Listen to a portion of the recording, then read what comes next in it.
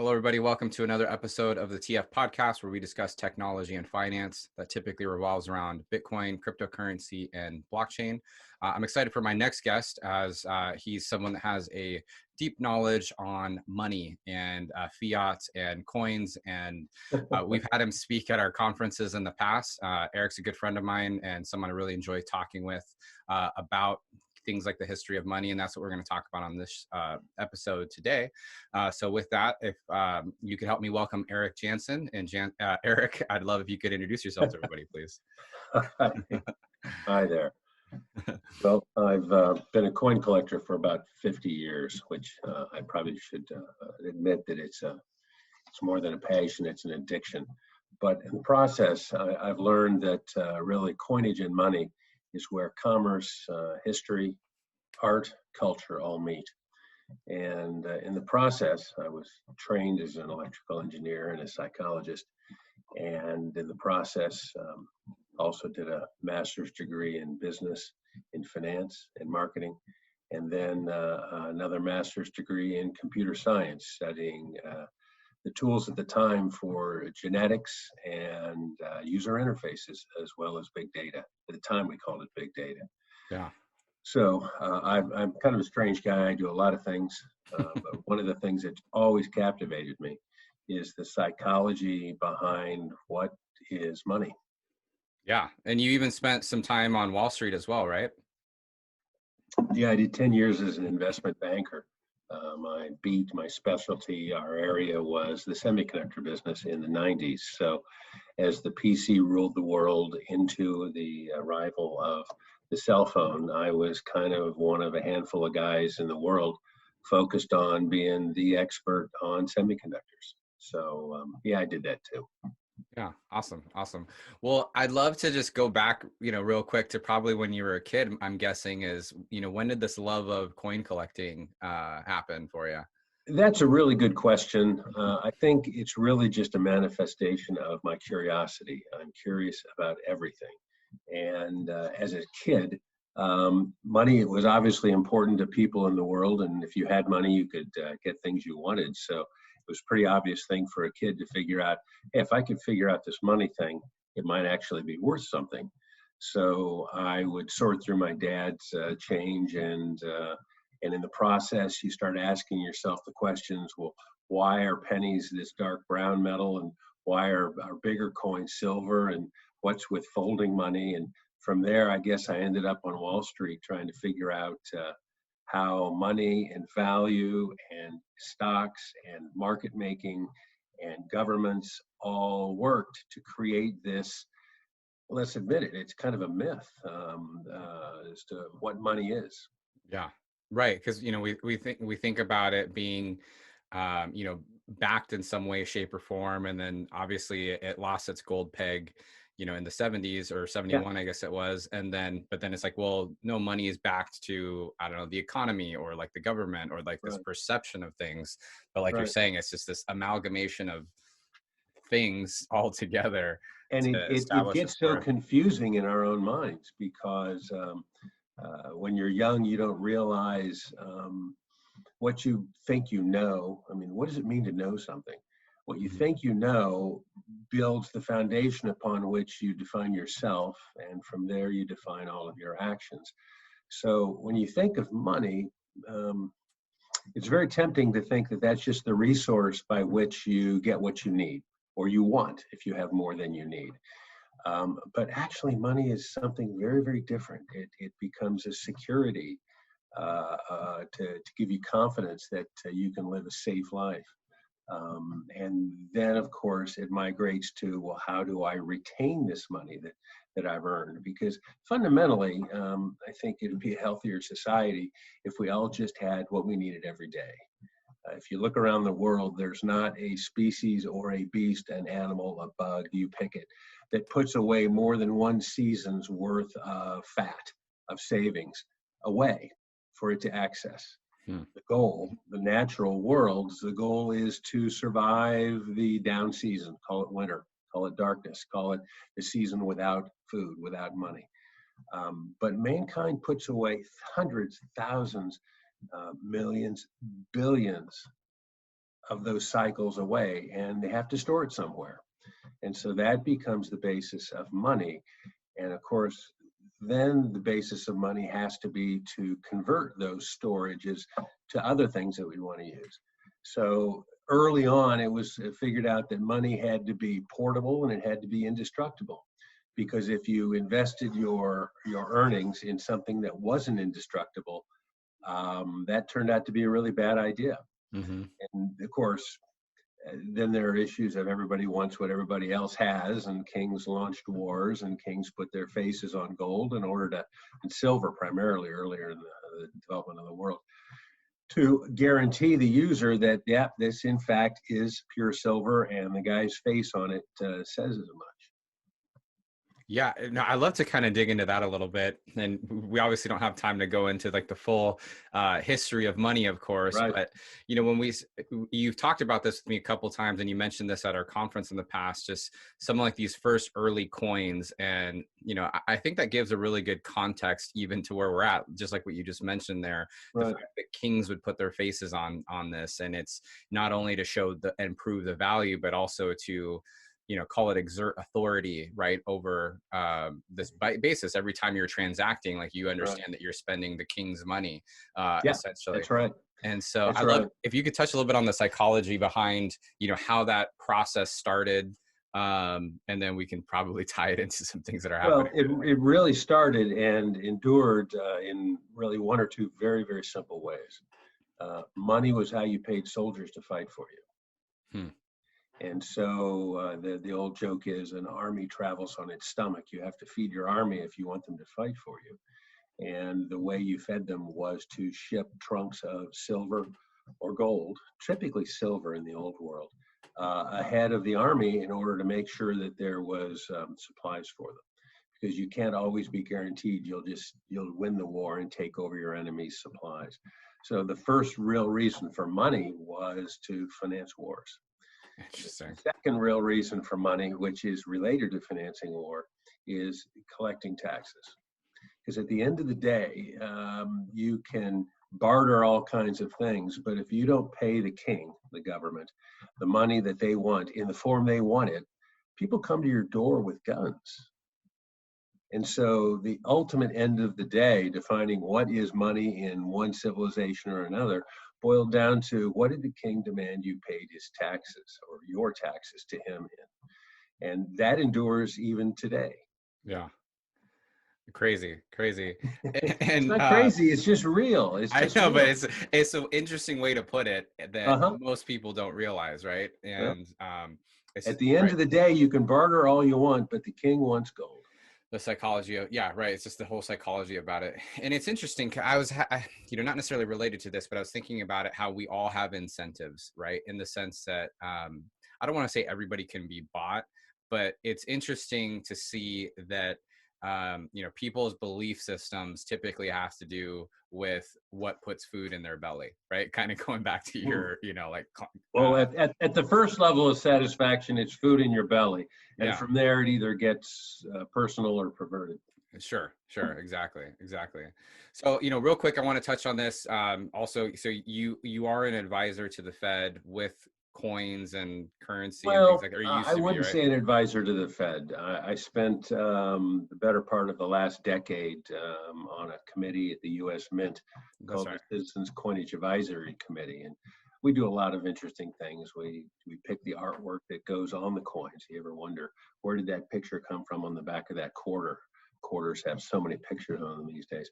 I was on the committee to do that. And once you get involved at that level of the government's money-making facilities, you end up looking at a lot of places as to why money is what it is in this country. Where does it go? Where does it come from? The factories, the facilities that process it, banking, and of course, my time on Wall Street, I learned a considerable amount about how markets are made. Buyers versus sellers at the simplest level. But from there, there's the systems of bids and highest offer and lowest ask and so forth. So Yeah. It's been an interesting journey. At every turn, I just kind of follow my curiosity, and it's always kind of shown me what seemed to be the most important thing, and that's typically the thread I would follow. Yeah. So slightly off topic what we're talking about here, but I want to just ask real quick or divert us to market making for a second. Sure. Market making is a term that happens a lot in the crypto space, and a lot of people fail to realize that market making is actually, a very old tradition, I guess. Can you kind of just outline how that works for those that might not be familiar with market making? Well, I think you can get caught up very quickly in the tools and the terminology of market making, and they're all important, don't get me wrong, because markets are ultimately tested at moments and days when there are enormous imbalances. That's certainly what the Fed's been working with recently on all of the COVID-related financial facilities they put in place. But based on your question, I'm going to go to the very, very fundamental level of markets, and that is buyers and sellers. I mean, I'll ask you, why does the price of a stock go up? Yeah, Why? just demand, right? Or people buying, or people Well, wanting that's to very buy. close, but the answer, there's only one answer, and it's very crisp. Stocks go up because there are more buyers and sellers. And so here's the IQ test, Jonathan. So why do stocks go down? More sellers than buyers. All right, so you're to the right half of the Gaussian curve here. You just proved it. That's exactly right. But from the more buyers than sellers, almost every aspect of a market can be understood from that fundamental level. And as I said earlier, markets are truly made, well, every day, but they're retained, they're strengthened, the confidence people have in them only arrives if every day buyers and sellers are both serviced. And from there, we get pricing charts and all kinds of dynamics. Yeah. It makes a lot of sense. You got to keep it simple, or you get lost in the weeds somewhere, and then you really don't understand what's going on. Right. So, I guess tying that to what's been happening, with the Fed, would you say that the Fed is market making a little bit? And is that a way to think about it as far as, the endless printing of dollars? Yeah, I don't think the question to endless printing leads you to anywhere, because although each of us has to run our household budget on a basis where endless printing would quite frankly make no sense, because we can't do it. But from a U.S. government's perspective, the real customers, the buyers and sellers of the U.S. dollar, are more than people at the gas station or the grocery store. It's international corporations needing capital. It's other governments wanting to hold dollars because dollars are perceived as the stable way to store value. It's something we didn't touch on earlier, but very early on, they may not be the smartest guys in the world, but they do have the most guns, and they're not stupid. And they very quickly learn that there's absolutely no point. It's stupid for them to put their store of value in something that isn't indestructible and surviving. So one of the reasons we can print more money is because the dollar is no longer a medium of exchange. It is the international store of value. And so you can store gold, but there's not that much gold in the world. And so right next to your pile of gold in your vault, wherever your king keeps his stuff, where the government stores their reserves, are physically US dollars. I don't remember the exact statistic, but well over 2/3 of the $100 bills in this world are sitting in vaults outside of the US. So that's really interesting to think about. For one, just actually physically thinking, imagining these dollar bills, sitting in vaults. But then also with things like inflation overall, would it be better for those governments or so forth to actually store gold, or is the fact that they just don't have access to that gold? Like why have or some other precious metal if it tends to store its value technically better? Well, it gets into efficient storage, and that's as simple as the densest money around. There was a time when Europe was gold starved, and China was gold rich. Europe had plenty of silver, courtesy of a lot of silver mines in Germany and Northern Europe. China wanted the silver and didn't have it. So this story we've heard about ships exploring the world in the 14, 15, 1600s to bring spices back from Asia, quite honestly, is just a load of bunk. The fact is they were moving gold and silver, arbitraging it's called, so they could buy gold where it was in abundance, China, and deliver where it was in shortage, Europe. And likewise in opposition for silver. And in the whole story of buyers and sellers, buy low, sell high, that is why these ships were going around the world. It had nothing to do with spices.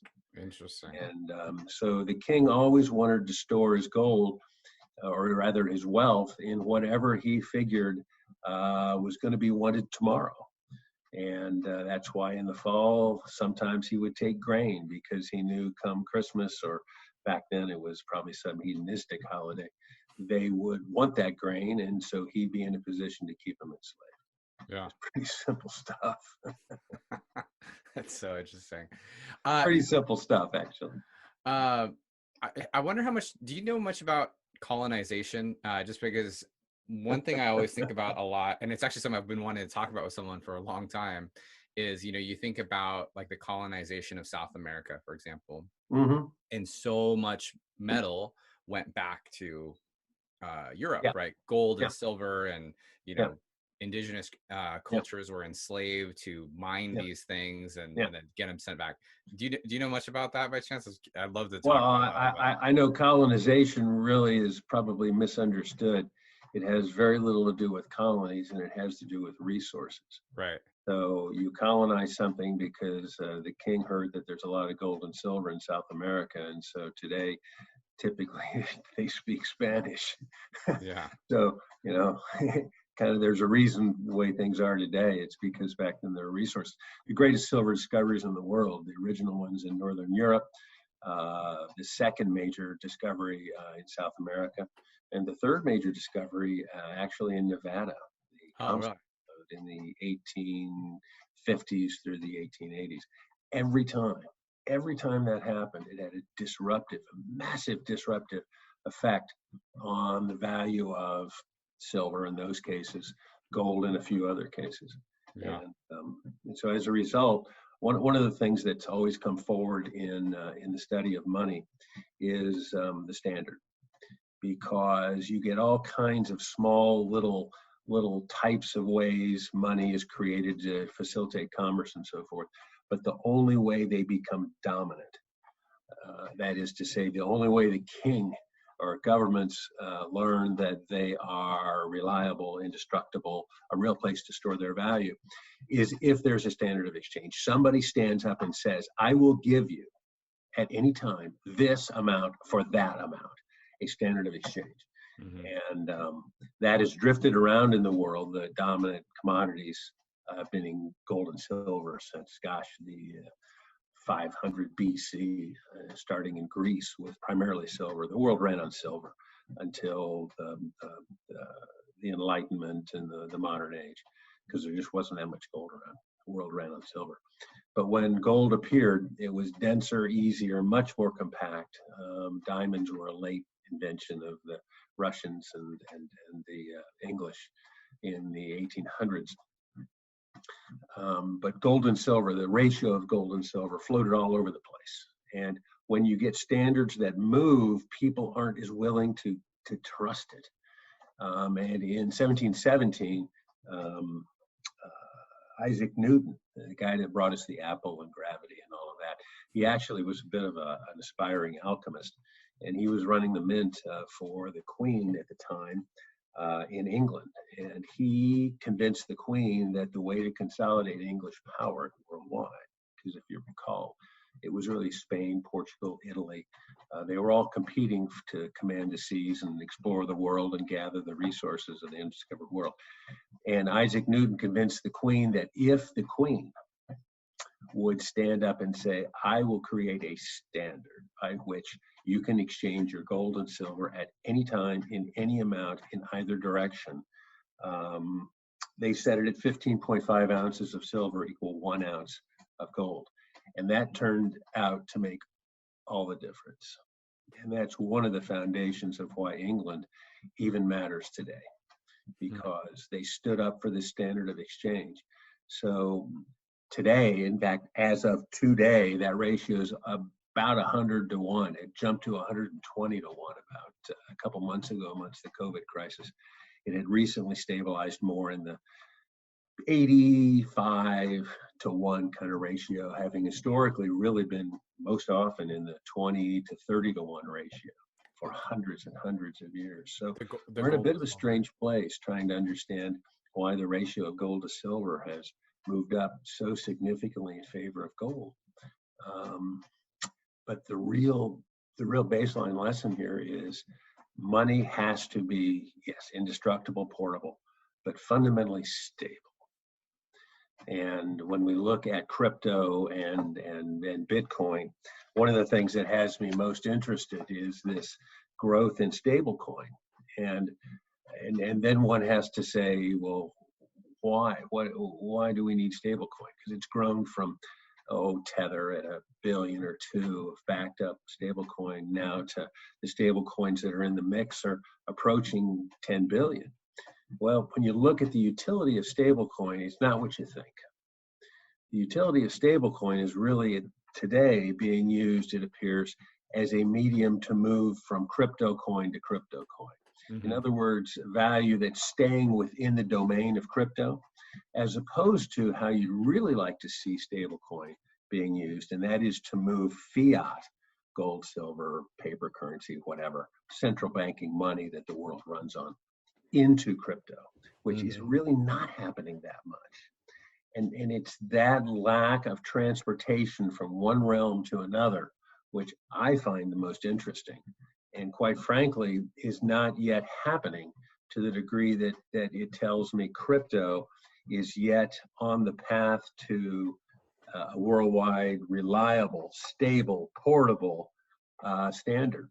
And until I see stablecoin being used more as an on and an off ramp to the crypto world, as opposed to just a way crypto minor and major currencies are exchanged, I think crypto's going to be a backwater. Yeah, it's interesting because you have these financial institutions like JP Morgan Chase or some of these bigger banks who are heavily investing in their own stable currencies, their own stable coins, but they're thinking of it more in the notion of it living within their ecosystem, not necessarily as like an on-ramp, like you're saying, for crypto. But I agree in the sense that, yeah, as there's more of these on-ramps for people to get into, so the USDC, like Coinbase, which is what Coinbase's stable coin is interesting. Sure. But like you're saying, it's part of the exchange ecosystem, right? Yep. It's not part of the broader ecosystem, though, you know, there are maybe some, call it merchants or other institutions that are kind of messing with that and playing with it. But again, it's more from an exchange type of capacity. So yeah, I think I agree with you. I think it'll be really interesting to see as that evolves. And it seems as though that's like the likely path for these stable coins is to, you know, allow that to come in overall. Yeah, I think you look at JP Morgan and every bank, every financial institution. I mean, look at Facebook with Libra, and Libra itself has had to migrate from a single coin now to multiple coins, each one on a different currency, and all of the would-be credit card companies, if you want to think of that, Visa International, probably the most common one to all of us, all ran from that. Well, you have to ask yourself, wow, when all the actors go off the stage at the same time, it's not because they're thinking on their own, they're following the script. And so why did all of those players in the world economy and credit creation economy, why did they all leave Libra at the same time? Well, the answer is the guy wrote the play, the director told them to get off the stage. So you can look at that and say, wow, that's how the government is managing or trying to keep Facebook in line. Yeah, I don't think that's too controversial to say. I think it's pretty obvious. Yeah. if you've seen many plays, but that's the way it's going. I'll tell you another interesting way of looking at this. If you look at the market capitalization, of course, market cap is essentially the price of something times the number of how many somethings there are. So it's the total value of that ecosystem. The market cap of the crypto space, of course, it's 2/3 dominated by the major fork of Bitcoin, and the remaining third is literally about 10 that matter, and then another 3,000 small cryptos below that. The market cap of that entire space has certainly moved up over time, but it hasn't moved up as much as the price of Bitcoin would lead us to intuitively think. The market space for all the cryptos is somewhere in the $200, $300, $400, $500 billion at this point. And it's not moving up all that fast. It moves around more than it moves up, quite frankly. Mm-hmm. Well, when you compare that to the value or the market cap of other things out there, the market cap of Visa International is about $425 billion today. So wait a second. I just said the world's value of crypto is, in total, all of them, is about the same as just Visa International. Yeah. Yeah. Now, those numbers would cause you to say, so who's really in control here? And if the market cap isn't moving across the boundary from crypto and fiat, then what we see every day and all of this hashing, no pun intended, and slashing and thrashing in the crypto world is really crypto owners playing with themselves. Now, that doesn't mean Bitcoin or crypto algorithms don't matter. They do. Well, they may. It depends.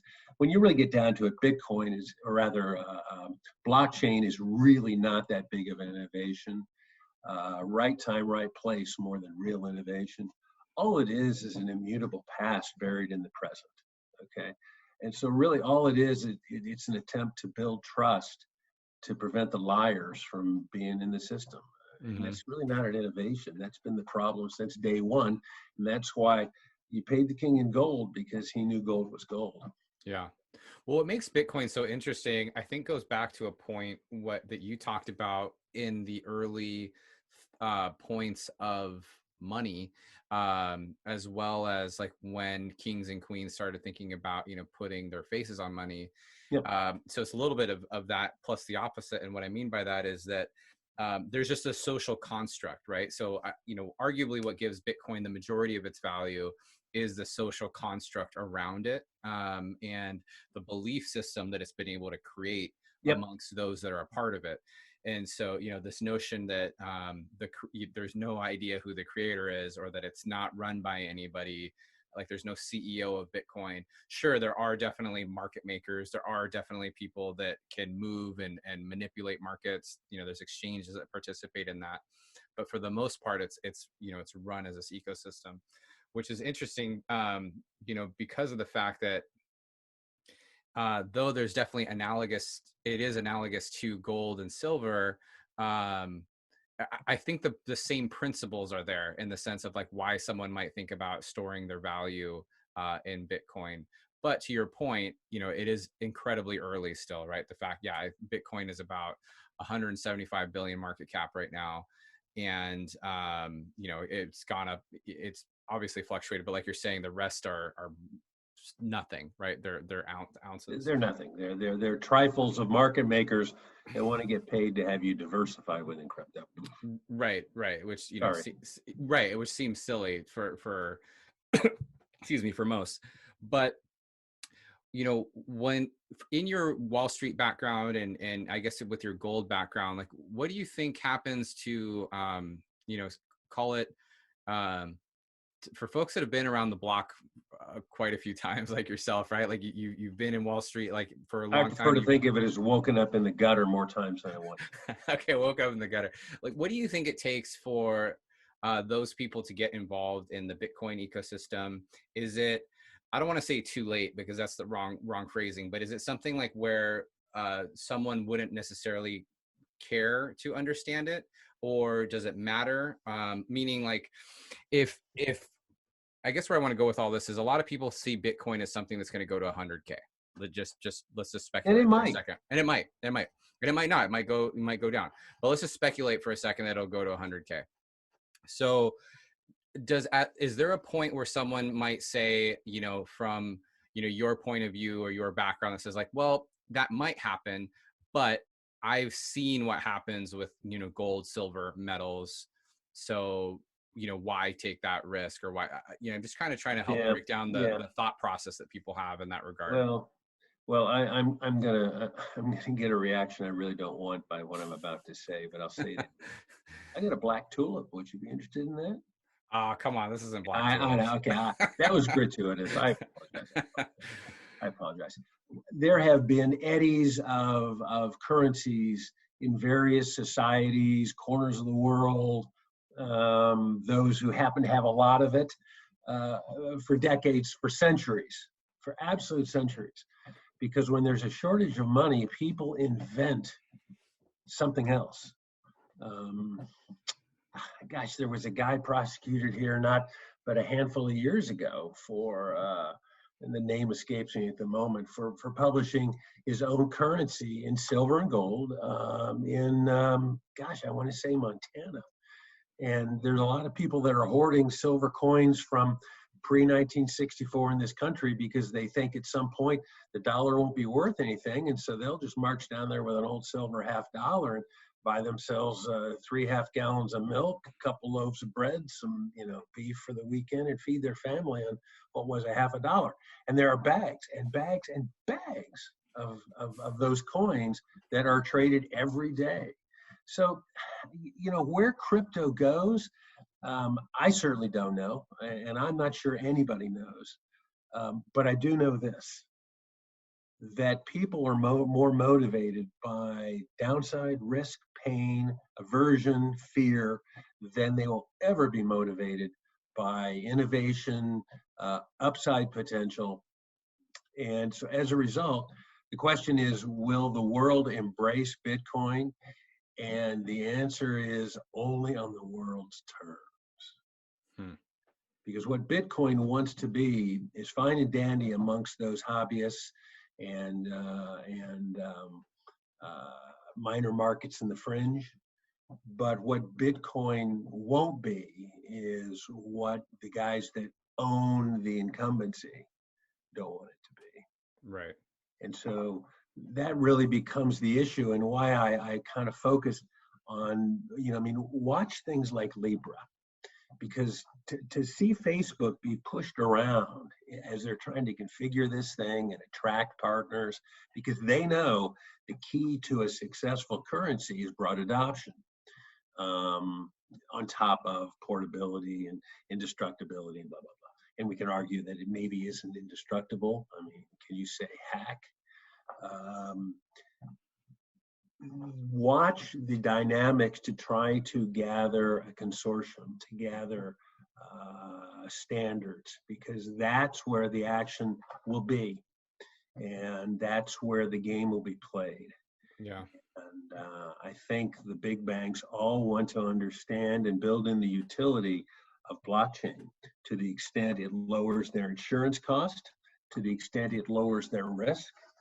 They will thrive, love it, go to it, but on their terms.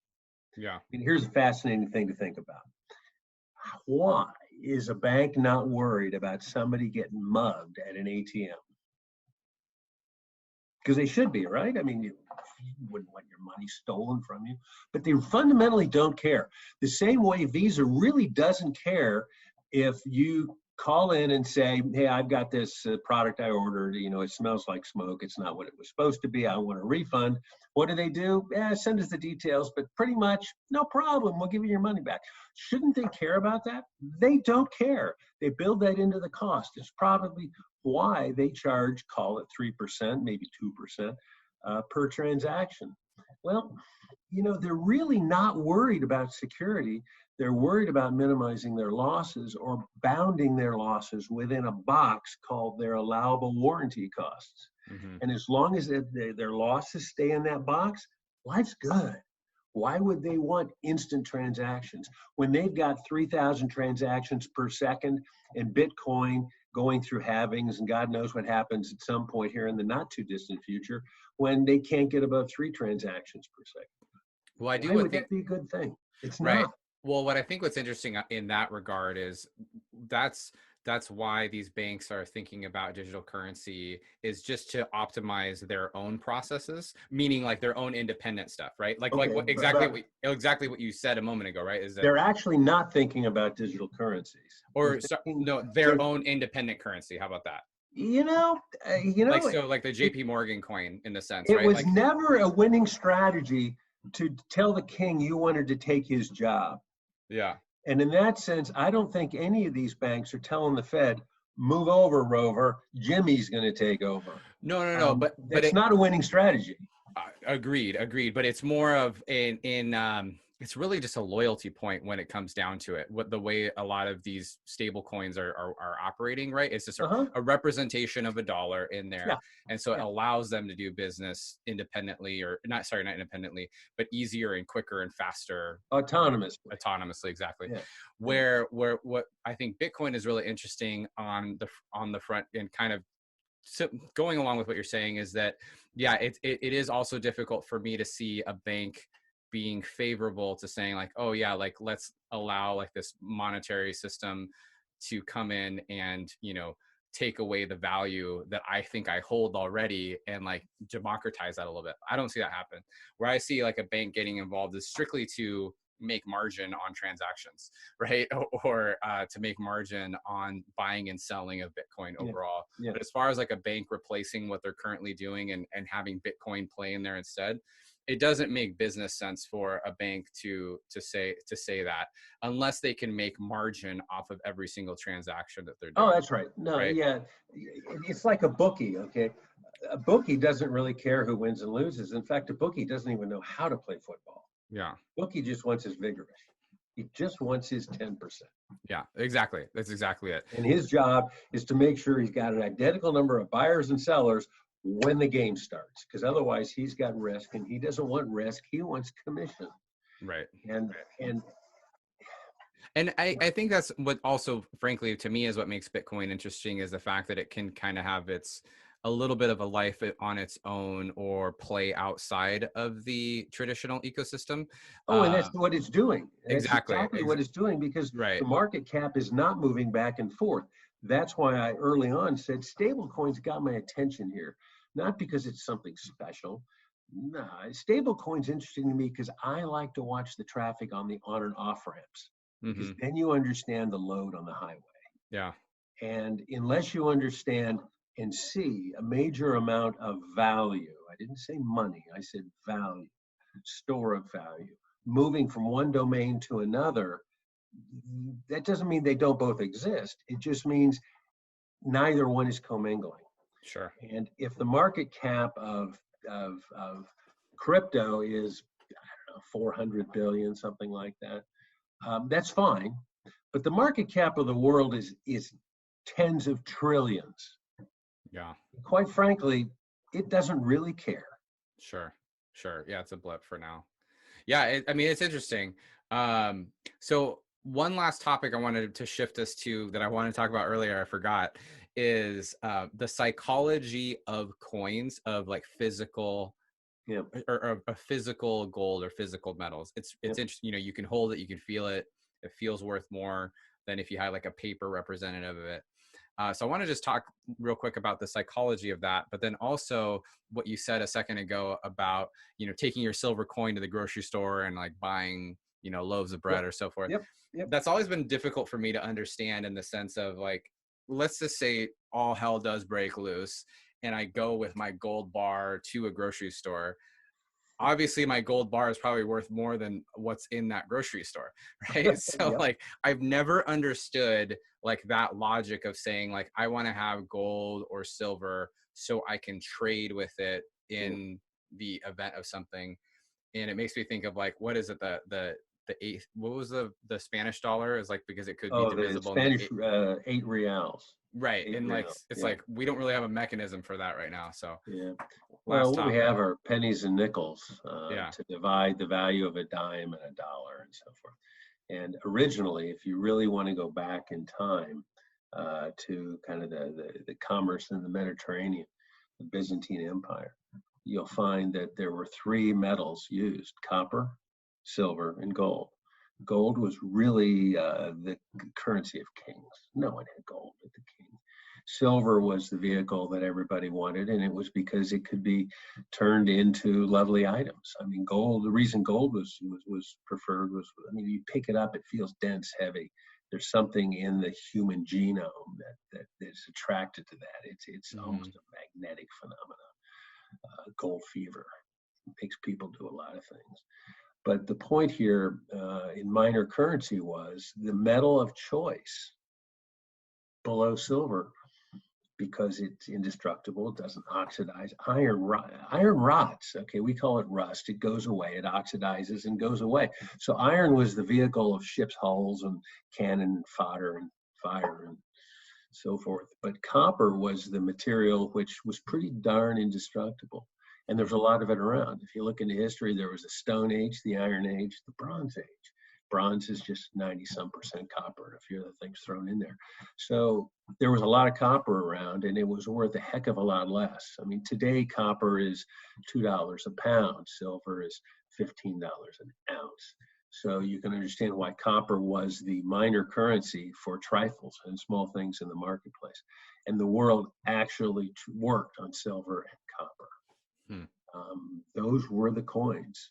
Other than that, it's sheep, cattle, your daughter, some other kind of barter of the day. And I didn't mean that last comment as an insult. I just meant it as a historical. No, in that time frame, yeah, exactly. Yeah, in that time frame, they would do those things. Yeah. So I mean, people need a divisible currency, and a dollar's worth of gold is more akin to dust than it is something you could take out of your pocket and use. So you needed minor currency, and copper was the indestructible, portable, well-known, well-found, common, I can get it, I can use it. Because at the end of the day, if you've got a coin and you want to convert it to a trigger mechanism on a gun or a crossbow, you used copper. So you could just it's funny. I mean, we don't think of it that way. Right. So then at the end of the day, you could turn your coin into resources as well. Yeah, sure. Of course. If you can't spend a penny, you can at least turn it into a trigger mechanism for your crossbow, which is what they found in China in the Xi'an, where all the troops are buried, and they've reconstructed all the terracotta warriors. What you found across Europe. I mean, a coin had more value than just in the marketplace. You could melt it and make it into bullets. That's what happened in World War II. In 1944, there wasn't enough copper, 43, to make pennies, so they made them out of steel. And in 1944, when the war ended, they took all the shell cases with 1943's copper, melted them down, and made 1944 pennies. That's a fact. Wow. Yeah. Isn't that amazing? That is amazing. Yeah, that's crazy.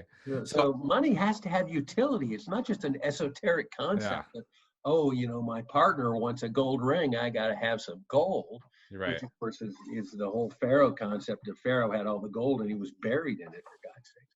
I mean, that's the reason diamonds were created by De Beers as the vehicle of your love. I mean, that's not a concept from the Middle Ages.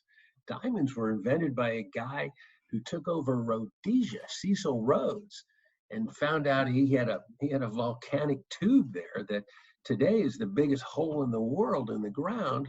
And from there, they created this Fiat myth that if you get married, you don't give your spouse a diamond. Who are you? I mean, who would marry somebody like that? Yeah, talk about it. There, the diamond business got born, and between the De Beers family and Russia, they put this myth out that makes guys like you and me have to buy 2-carat diamonds just to be something other than a schmo to our future wife.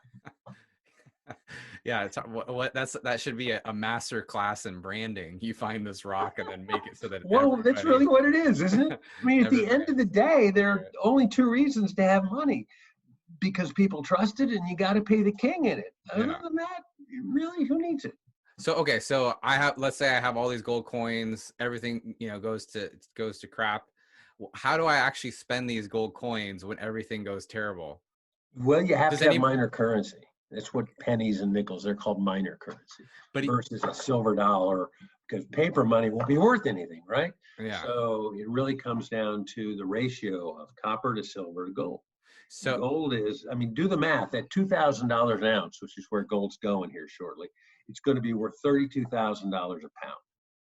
Copper is $2 a pound, $2.30 this morning. So there's how you buy bread. You buy bread with a little copper. And if you're a baker and you've sold a lot of bread, you got a lot of copper, you trade it for some silver or a little tiny bit of gold. Pretty simple. And that's why these bags of silver dimes, silver quarters, silver half dollars trade all over the place. Got it. Because you guys who've got gold in their bunker, they're going on a little small stuff to buy the food in life. Yeah. I mean, a silver dime from 1964, 90% silver, is worth about $1.30 today. Yeah. About $20, $1.30. Yeah, little silver dimes worth about $1.30 in silver content, and a quarter, of course, is worth about $4. Yeah, interesting. I don't know. I've watched enough doomsday movies to think like, what do you actually do with your gold, like once you're trading, once we're at that point. But now I know I just need to have these little bags of currency. Well, it's no different than at the poker table. You got chips worth 1, you got chips worth 5, 25, and 100. And if I take 100 and I say to the pit boss, hey, color me up here, he sends me a huge pile of these 1s and 5s and things, and suddenly I feel rich. Well, what's actually what's really interesting, we can apply this to what's happening right now in the world. So in Venezuela, I have a lot of family there, and so I talk about it a lot, but everything is dollarized now, right? Like people are paying in dollars, and people prefer the smaller bills, 1s and 5s, maybe 10s, and they really don't like having 20s or 100s unless it's to be as a store of value. Yep, and so it's that's literally in the real world, because if you go to the store and you buy something with a 20, like that person doesn't want to give you all their change, because then they can't transact more. All right, so so the same thing happened in this country. I'll tell you a couple of examples. In the Civil War, there was an enormous coin shortage. And the reason was the North and the South. The South had absolutely no currency whatsoever. It's one of the reasons they lost the war, is because they had no ability to do commerce, because they had no money. And copper coins disappeared. People melted it down to use the copper for other things, gun triggers, all right? And as a result, there were hundreds. I mean, there are guys that collect them as a career. Hundreds of copper tokens made by the corner merchant, or banged out of sheet copper that somebody got that said, you have a milkshake at Johnny Deluxe's or whatever. Hundreds of these tokens. They even got to the point where a guy started making little cases you could put a stamp in, and the stamp would act as the value of that coin. So that was in the war, in the Civil War. It was a huge effect. So people would basically create their own tokens. They would create their own. So you could create their own. Has happened throughout history everywhere. And was that so you would transact with them with that token? Oh yeah, and for one simple reason: the seller would accept it. Yeah. That's fascinating. Yeah. I mean, the alternative was you hauled your donkey to the market, or you brought in 6 bushels of grain, and half of it blew away on the way in, and that didn't work so well. Yeah, no. So basically, these merchants in the Civil War were thinking about in-network currency, like back then, right? Yeah, like, sure. If you want to think of it that way, keeping people in there. Yeah. The idea of little counterculture currencies, not a new idea. Right. Not a new idea. Been there forever. But at the end of the day, you got to think about 2 things. King wants to be paid in gold. Or in our country, IRS wants to be paid in dollars. Yeah. And if the king thinks if you become the gnat that the king is swatting at, gnats don't have good lives. Yeah. Yeah. You don't want to be the gnat. Right. All right. Well, Erik, I'd love if we could end with a question from you to the audience. I do that on my show. So what's a question that you would like to ask our listeners that they can think about as they go about their day? Well, I'm always trying to understand where is crypto really going. I think it's going to end up a utilitarian tool, not unlike relational databases or something. And we'll have some companies built around it. But it's hard to get to that without asking yourself the fundamental question. Would you put all of your life savings in crypto?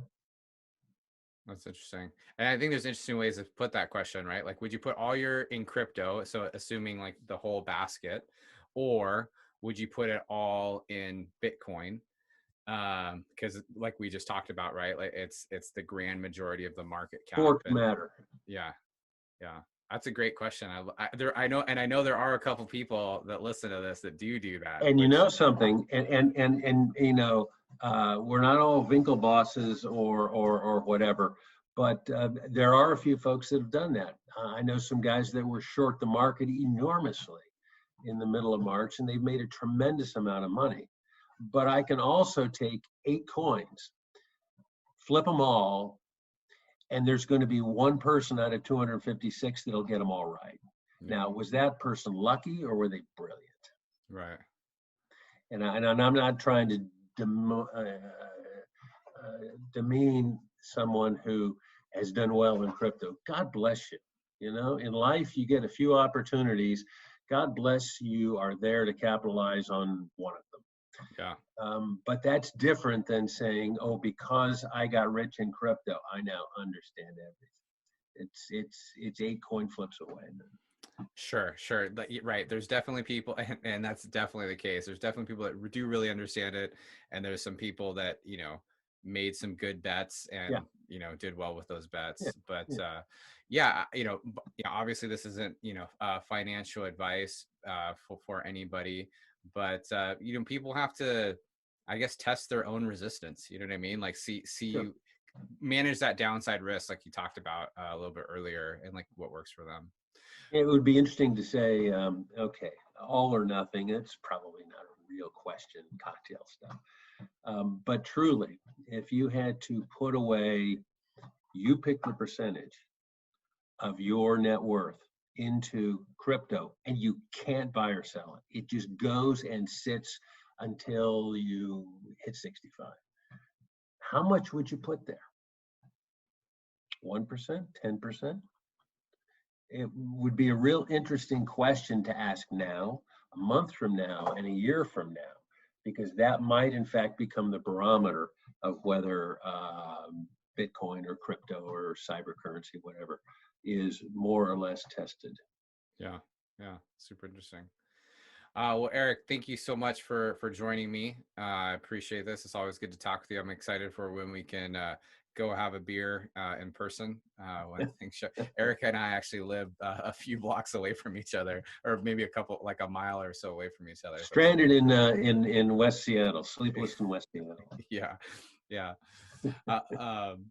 Well, everybody, thank you so much for listening to another episode of the TF Podcast. Please make sure that you like and subscribe. Let us know what you think of the show. It goes a long way, and please share with your friends and colleagues.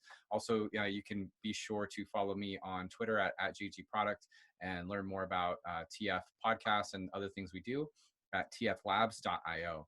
Thanks so much, and we'll see y'all soon.